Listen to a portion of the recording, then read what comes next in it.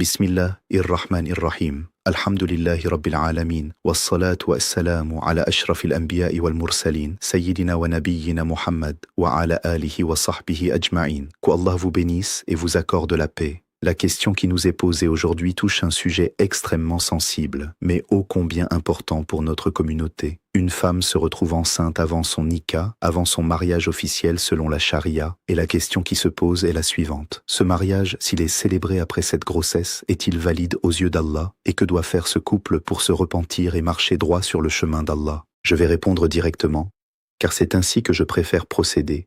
Oui, dans la majorité des avis savants, ce mariage peut être considéré comme valide, mais avec des conditions et des nuances extrêmement importantes que nous allons détailler ensemble. Mais avant d'entrer dans le détail jurisprudentiel, je veux que vous compreniez pourquoi cette question revient si souvent aujourd'hui dans nos sociétés modernes, où les jeunes musulmans et musulmanes sont exposés à des tentations permanentes, où les frontières entre les sexes se sont effondrées dans beaucoup d'endroits et où malheureusement des erreurs sont commises avant que les gens ne reviennent vers Allah avec sincérité. Sachez, frères et sœurs, qu'Allah subhanahu wa ta'ala est Al-Ghafour, le pardonneur, Ar-Rahim, le miséricordieux. Allah dit dans le Coran, dans la sourate Az-Zumar, verset 53, dit « Ô mes serviteurs, qui avez commis des excès à votre propre détriment, ne désespérez pas de la miséricorde d'Allah, car Allah pardonne tous les péchés. Oui, c'est lui le pardonneur, le très miséricordieux. » Ce verset doit être gravé dans le cœur de chaque musulman et musulmane qui se trouve dans cette situation difficile. Allah n'a pas envoyé son prophète pour humilier les pécheurs, mais pour les guider vers la repentance sincère. At-Tawba an-Nasu. Avant de continuer, je tiens à vous inviter, vous tous qui regardez cette vidéo, à vous abonner à cette chaîne si ce n'est pas encore fait. Abonnez-vous, car nous publions régulièrement des enseignements qui vous aideront à comprendre votre religion avec clarté et rigueur. Mettez également un like à cette vidéo, cela nous aide énormément à faire connaître ce contenu à davantage de personnes qui en ont besoin. Et partagez cette vidéo, car peut-être qu'une personne dans votre entourage, un frère, une sœur, un ami, traverse exactement cette situation et a besoin d'entendre cette réponse aujourd'hui. Le partage de la connaissance est une sadaqa jariya, une aumône continue dont la récompense vous parvient même après votre mort, comme l'a rapporté Abu Huraira dans un hadith authentique rapporté par Muslim, où le prophète, paix et bénédiction sur lui, a dit que lorsque le fils d'Adam meurt, ses œuvres s'arrêtent sauf 3 choses, dont une science utile qu'il a laissée derrière lui. Maintenant, entrons dans le cœur du sujet. La première chose que je veux clarifier, c'est la distinction entre 2 situations totalement différentes qui sont souvent confondues. La première situation est celle d'un couple qui a des relations avant le mariage par fornication, ce que nous appelons zina, en dehors de tout cadre légal islamique. La deuxième situation, différente, est celle d'un couple qui a fait un mariage civil, légal, aux yeux de l'État, mais sans avoir encore célébré le nikah islamique, et qui a eu des relations en pensant, à tort ou par méconnaissance, que cela était permis. Ces 2 cas, bien qu'ils se ressemblent en apparence, n'ont pas exactement le même traitement jurisprudentiel, bien que dans les 2 cas, le péché de zina demeure si aucun nikah islamique valide n'a été contracté au préalable. Allah dit clairement dans le Coran, dans la sourate Al-Isra, verset 32, « Et n'approchez pas la fornication. En vérité, c'est une turpitude, et combien mauvais est ce chemin. » Ce verset est d'une clarté absolue. Allah ne dit pas simplement « Ne commettez pas la fornication ». Il dit « N'approchez même pas la fornication », ce qui inclut tout ce qui peut mener à cet acte. L'isolement entre un homme et une femme non mahram, les regards qui se prolongent sans nécessité, les contacts physiques qui ne sont pas autorisés, la fréquentation prolongée d'un copain ou d'une copine selon le mode de vie occidental moderne. Tout cela fait partie de ce qu'Allah nous demande d'éviter, justement pour nous protéger des conséquences graves comme celles dont nous parlons aujourd'hui, une grossesse hors mariage. Cela étant dit, je veux insister sur un point essentiel avant de continuer. Le but de cette explication n'est absolument pas de culpabiliser davantage une personne qui se trouve déjà dans une situation difficile, ni de la juger avec dureté. Le but est de clarifier la loi d'Allah avec honnêteté, et ensuite d'expliquer le chemin de la repentance et de la rectification. Car notre religion n'est pas une religion qui abandonne les gens dans leurs erreurs, c'est une religion qui tend la main et qui dit « Reviens vers Allah, repens-toi sincèrement et corrige ta situation selon ce que la charia permet ». Venons-en maintenant à la question centrale de la validité du nikah lorsqu'une femme est déjà enceinte. La majorité des savants, parmi lesquels les Hanafites, certains Shafites et certains Hanbalites, considèrent qu'il est permis et même recommandé qu'un homme épouse une femme enceinte suite à une fornication, à condition que ce soit lui, l'auteur de cette grossesse, ou dans certains cas, même un autre homme, à condition de respecter certaines conditions que je vais détailler. Ce mariage, une fois célébré dans les règles, c'est-à-dire avec la présence d'un wali, le consentement de la femme, de témoins justes, et l'absence de tout empêchement légal, est considéré comme valide. Il est important ici de citer l'avis de l'imam Abu Hanifa, qui autorisait ce mariage sans délai d'attente particulier, contrairement à d'autres écoles qui imposent une période avant que le mariage ne soit consommé, bien que le contrat puisse être célébré immédiatement. L'imam Ahmad ibn Hanbal, dans une de ses positions, et l'imam Ash-Shafi'i également, dans certaines de leurs déclarations, ont permis ce mariage en s'appuyant sur le principe que la grossesse issue de zina ne crée pas de lien de filiation légale avec le père biologique selon la charia, et donc cette femme n'est pas considérée comme mariée à un autre homme par cette grossesse, ce qui lèverait l'empêchement principal au mariage. Allah dit dans la sourate An-Nur, verset 3, « Le fornicateur n'épouse qu'une fornicatrice ou une associatrice, et la fornicatrice n'est épousée que par un fornicateur ou un associateur, et cela a été interdit aux croyants. » Certains savants ont compris ce verset comme une interdiction stricte, retardant le mariage jusqu'à la repentance sincère des deux parties. D'autres savants, et c'est l'avis le plus suivi par la majorité aujourd'hui, considèrent que ce verset décrit une réalité morale et spirituelle, c'est-à-dire que celui qui persiste dans la fornication sans repentir trouve naturellement sa place auprès de personnes de même nature, mais que ce verset n'établit pas une interdiction juridique permanente du mariage entre les deux personnes concernées, surtout si elles se repentent sincèrement et souhaitent corriger leur situation par un mariage légal. C'est pourquoi je conseille toujours, dans ce genre de situation, que les deux personnes concernées commencent par un taouba sincère, une repentance authentique du fond du cœur, avant même de penser au contrat de mariage. Le prophète, paix et bénédiction sur lui, a dit dans un hadith authentique rapporté par At-Tirmidhi, « Celui qui se repent du péché est comme celui qui n'a pas péché. » Ce hadith doit redonner espoir à toute personne qui s'est égarée, car la porte du repentir reste ouverte tant que l'âme n'a pas atteint la gorge, comme cela est rapporté dans un autre hadith authentique. Je veux maintenant aborder un point pratique extrêmement important, la question de la filiation de l'enfant.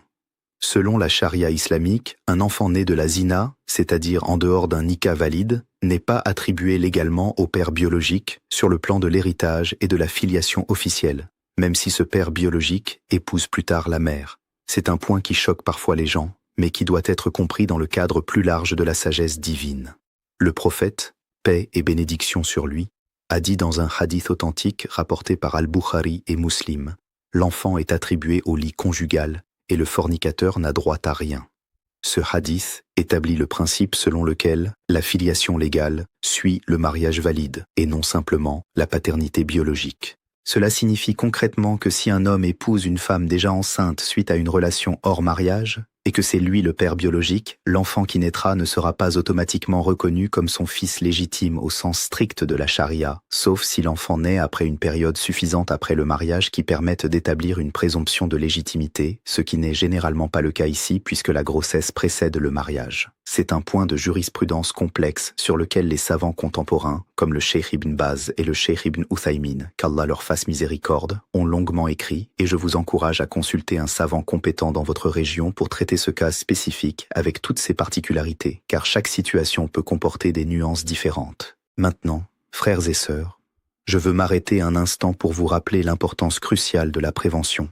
Il vaut mieux 1000 fois éviter cette situation que d'avoir à la résoudre après coup. C'est pourquoi l'islam a établi des règles claires concernant les relations entre hommes et femmes avant le mariage. L'isolement, appelé khalwa, entre un homme et une femme qui ne sont pas mahram, est strictement interdit, comme le rapporte un hadith authentique où le prophète, paix et bénédiction sur lui, a dit qu'aucun homme ne reste seul avec une femme sans qu'il y ait un mahram avec elle, car le troisième est Satan. Ce hadith, rapporté par Al-Bukhari, doit nous rappeler que les situations qui mènent à la zina commencent souvent par de petites concessions, un appel téléphonique privé qui se prolonge, une rencontre juste pour discuter, une sortie juste entre amis. Satan ne nous fait jamais tomber d'un seul coup dans le grand péché, il nous y mène par étapes, petit pas après petit pas.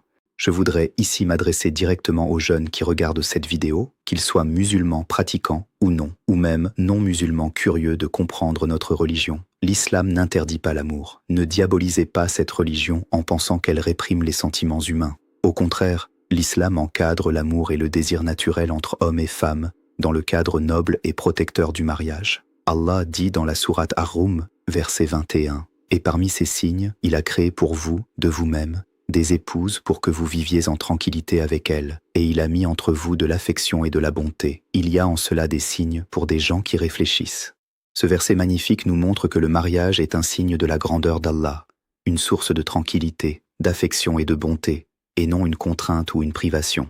Le problème de notre époque, c'est que beaucoup de jeunes, sous l'influence des cultures occidentales modernes, normalisent les relations avant le mariage, pensant que c'est une étape nécessaire pour tester la compatibilité avant de s'engager. Mais l'islam nous enseigne une autre voie, celle des fiançailles encadrées, de la connaissance mutuelle en présence d'un mahram, des questions posées directement sur les attentes, les valeurs, les projets de vie, sans avoir besoin de franchir les limites qu'Allah a fixées.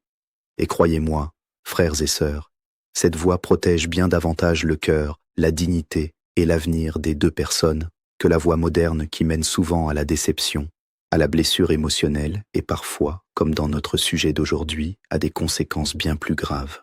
Avant de poursuivre vers la deuxième partie de notre développement, je vous invite encore une fois à vous abonner à cette chaîne, à mettre un like et à partager cette vidéo avec ceux qui en ont besoin autour de vous.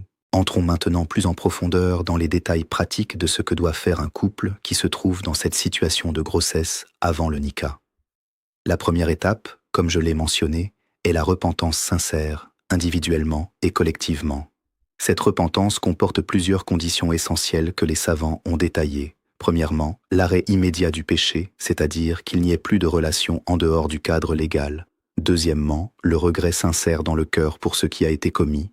Troisièmement, la détermination ferme de ne jamais y revenir.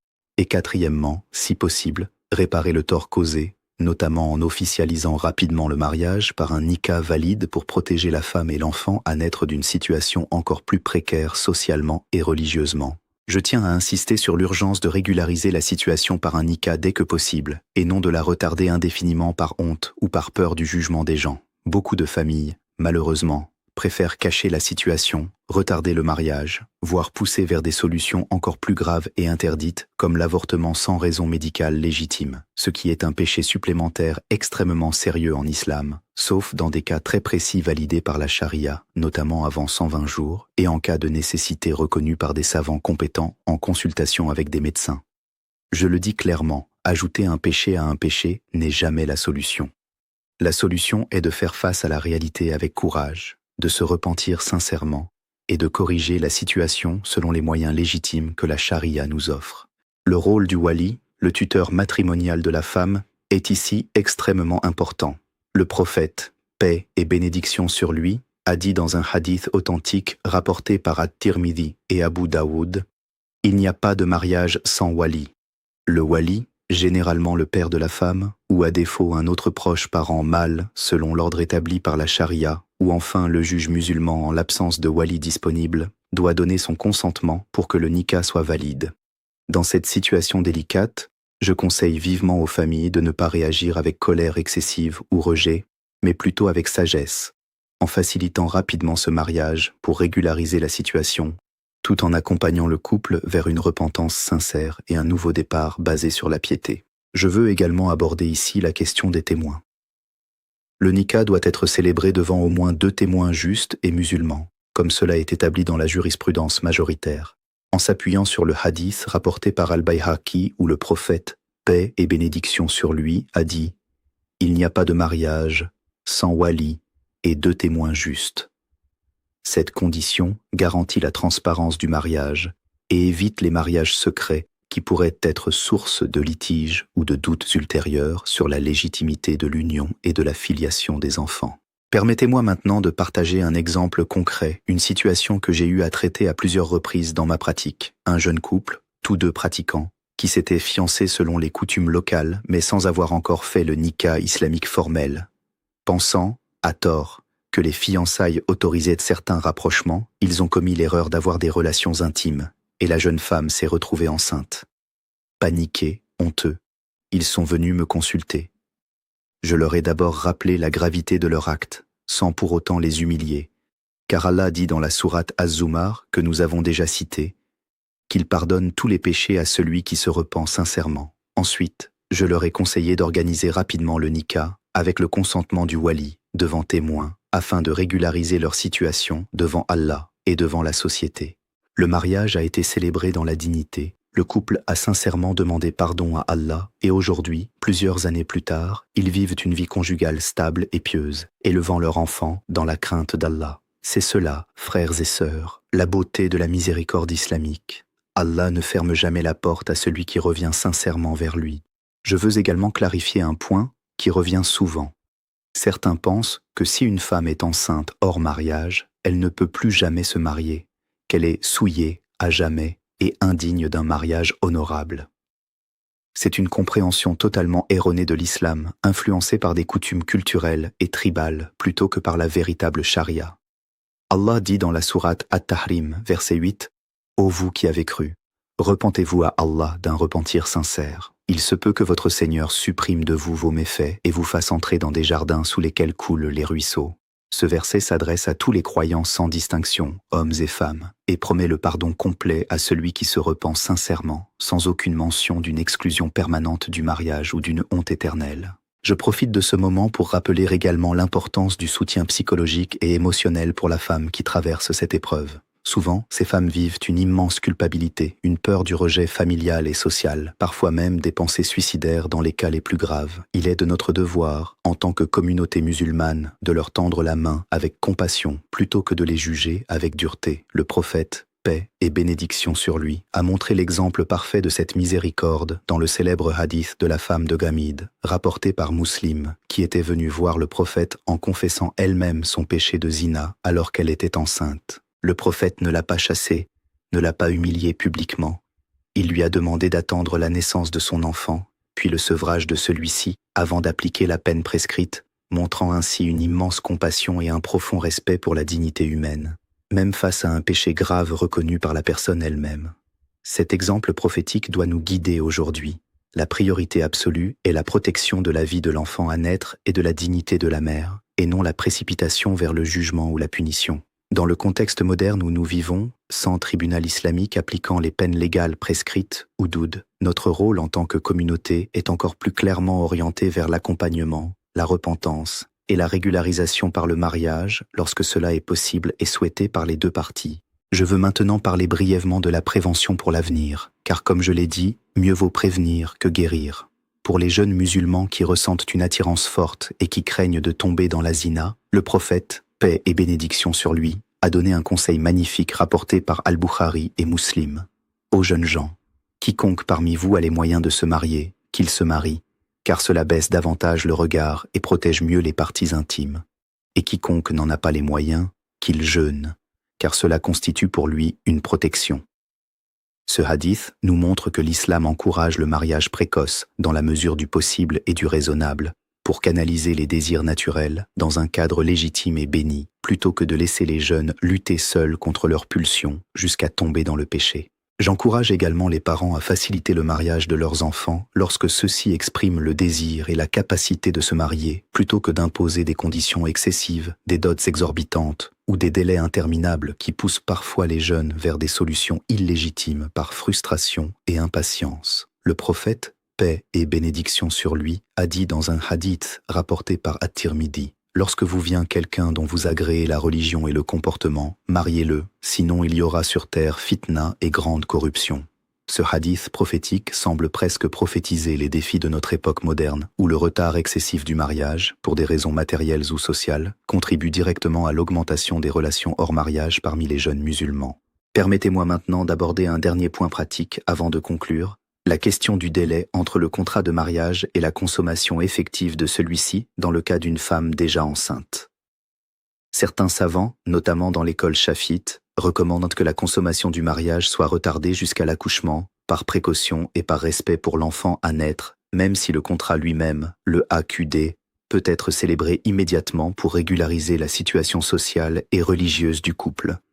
D'autres savants permettent la consommation immédiate sans délai particulier, Je conseille, par prudence et par sagesse, de consulter un savant local compétent qui pourra évaluer la situation spécifique du couple, leur contexte culturel et social, et leur donner la fatwa la plus adaptée à leur cas précis, car comme je le répète souvent, la jurisprudence islamique n'est pas une science figée, appliquée mécaniquement, mais une science vivante qui prend en compte les circonstances de chaque situation individuelle, tout en respectant les principes fondamentaux immuables du Coran et de la Sunna. Maintenant, frères et sœurs, nous arrivons à la conclusion de cette explication importante. Résumons les points essentiels que nous avons abordés aujourd'hui. Premièrement, la fornication, la zina, est un péché grave en islam, formellement interdit par le Coran et la Sunna, et nous devons tout faire pour l'éviter en respectant les limites établies par Allah concernant les relations entre hommes et femmes avant le mariage légal. Deuxièmement, lorsqu'une grossesse survient malheureusement avant le nikah, la majorité des savants permettent que le couple se marie pour régulariser leur situation, à condition de respecter les piliers du mariage islamique, le wali, les témoins et le consentement mutuel. Troisièmement, la repentance sincère est la condition essentielle et préalable à toute démarche de régularisation, car sans tauba authentique, aucune solution administrative ou contractuelle ne purifie réellement le cœur devant Allah. Quatrièmement, la question de la filiation légale de l'enfant suit des règles spécifiques en charia qui nécessitent la consultation d'un savant compétent pour chaque cas particulier. Et cinquièmement, notre communauté doit privilégier la miséricorde, l'accompagnement et le soutien envers les personnes traversant cette épreuve plutôt que le jugement, la honte et l'exclusion. Je veux terminer cette explication par un rappel spirituel fort pour tous ceux qui nous écoutent aujourd'hui, qu'ils soient concernés directement par cette situation ou simplement désireux d'apprendre. Allah dit dans la sourate Al-Baqarah, verset 222. En vérité, Allah aime ceux qui se repentent sans cesse et il aime ceux qui se purifient. Ce verset magnifique nous rappelle que le chemin vers Allah n'est jamais fermé, que la repentance n'est pas un acte unique mais un processus continu, et que la purification du cœur et de l'âme est un objectif noble qu'Allah aime voir chez ses serviteurs, quelle que soit l'erreur commise. Quelle que soit la gravité de la situation, la porte du repentir reste grande ouverte tant que le soleil ne se lève pas de l'Occident, comme nous l'enseigne la Sunna authentique. Je m'adresse maintenant directement à ceux qui se trouvent peut-être dans cette situation précise en regardant cette vidéo. Ne désespérez jamais de la miséricorde d'Allah. Levez-vous, repentez-vous sincèrement. Corrigez votre situation selon les moyens légitimes de la charia, entourez-vous de personnes bienveillantes qui vous aideront plutôt que de vous juger et avancez avec détermination vers une vie pieuse et droite. Allah est Al-Ghafour Ar-Rahim et sa miséricorde englobe toutes choses, comme il le dit lui-même dans la sourate Al-A'raf, verset 156. Avant de clôturer cette session, je vous rappelle une dernière fois de vous abonner à cette chaîne pour ne manquer aucun de nos enseignements futurs, de mettre un like à cette vidéo si elle vous a été bénéfique, et de la partager généreusement autour de vous. Car la connaissance partagée est une lumière qui éclaire le chemin de nombreuses personnes que vous ne connaissez peut-être même pas.